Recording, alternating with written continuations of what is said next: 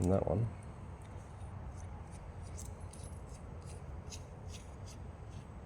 go through about there. That holds the shock absorber all together. And that goes on this side over here.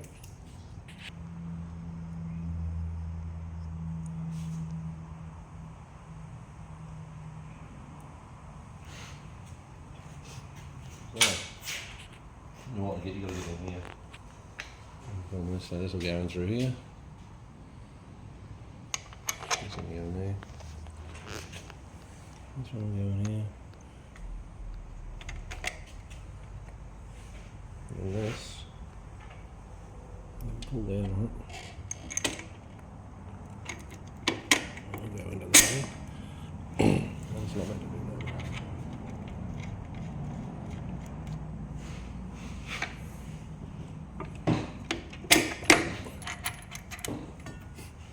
Like so.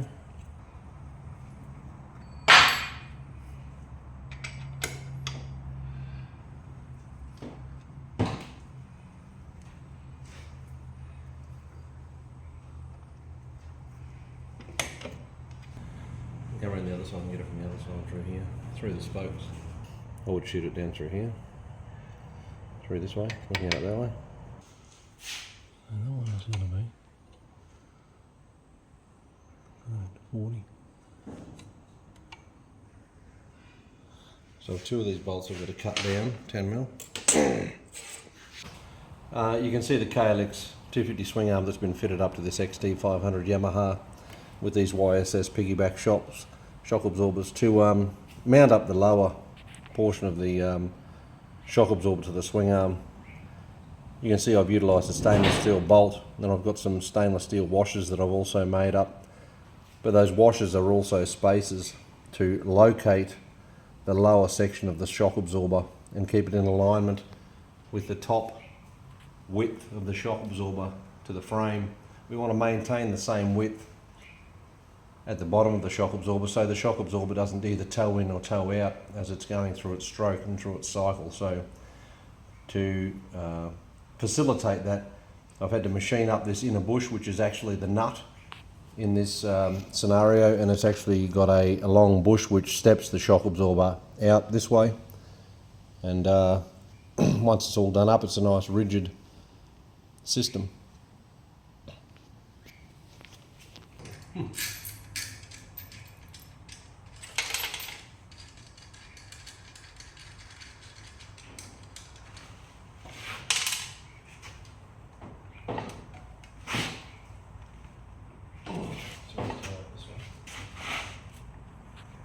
Don't know why.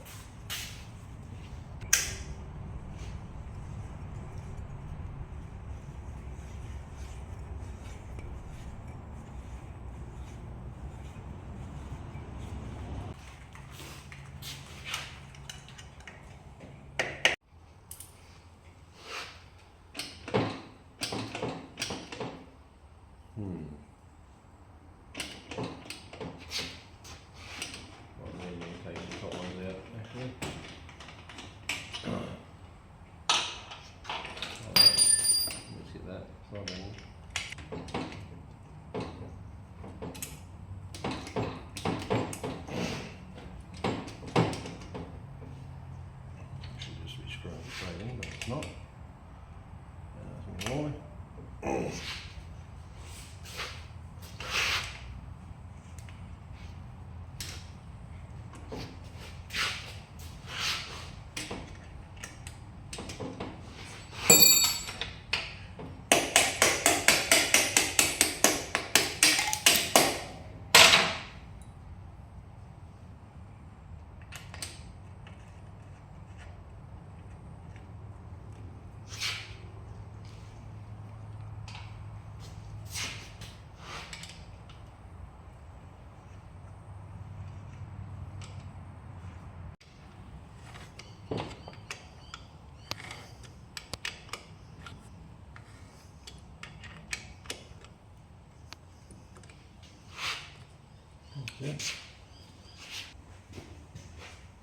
When the chain guide, lower chain guide needs to be all positioned and centered up to the sprocket. I'm running an SR500 rear sprocket.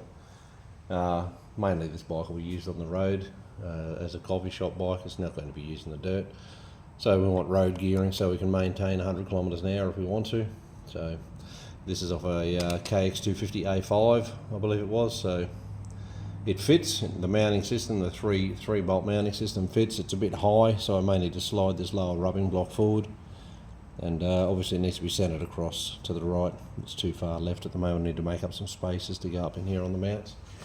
So the lower shock mounts are done. They're in.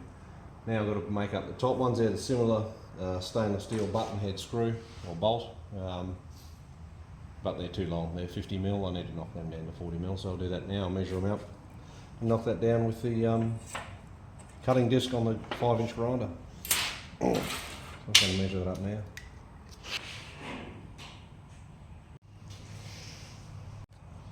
You ready? The action's going to be over here at the vise.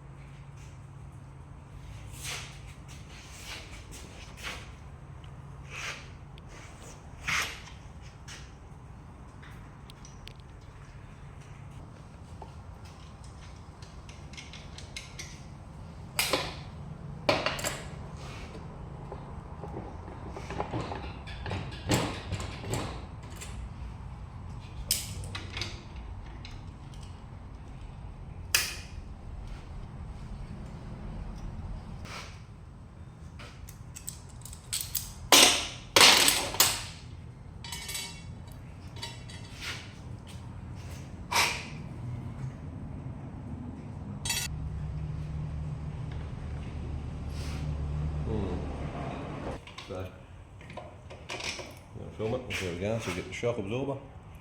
Put this in at the top. Put the bolt in. And just start it.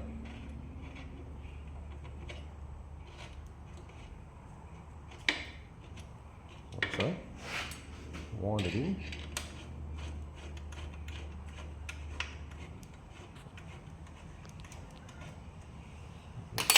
Moves up loose. You get this. Push that in the bottom. I'm going to beam in here. Now we get this. Push this over. So put that there. That's our nut. The nut goes in. We get this. Bring it right over here. The nut. We have to lift that eye up so we go in here. Wedge it. Not like that. Like so. Find out where to brush the other bits from. Where'd it go? Starting to wind that up.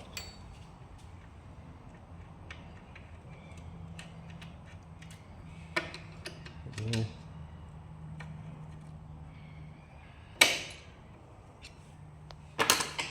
See if we can work that.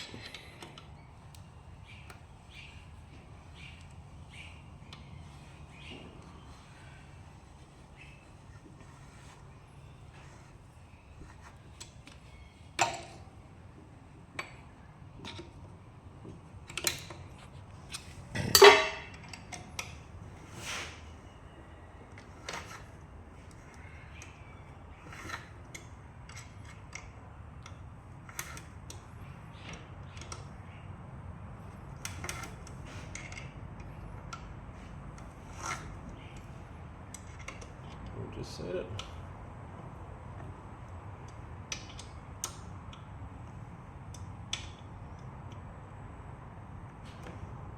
Wash her up a bit better.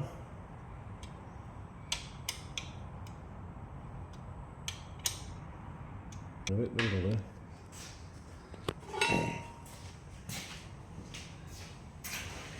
That's it, shock absorbers are mounted. Nice and tidy, looks good. So we've got the big heaps of bolt thread hanging through here, which is nice, pretty flush.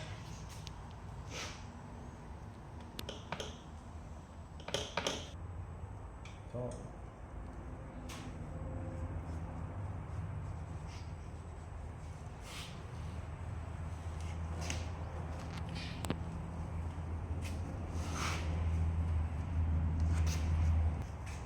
That's it. They should work really, really well. Need to keep an eye on them, obviously. They're stainless steel, so they'll need, every time I pull the wheel out, change a tyre. I'll probably drop those out and put some new Never-Sees on there because they are stainless steel, just to make sure we get no corrosion or galling of the threads or nothing binding up. We'll just check on those when we do the first tyre change, make sure everything's happy. Along with normal maintenance sort of stuff, we'll re-grease the swing arm pivot, all that sort of stuff.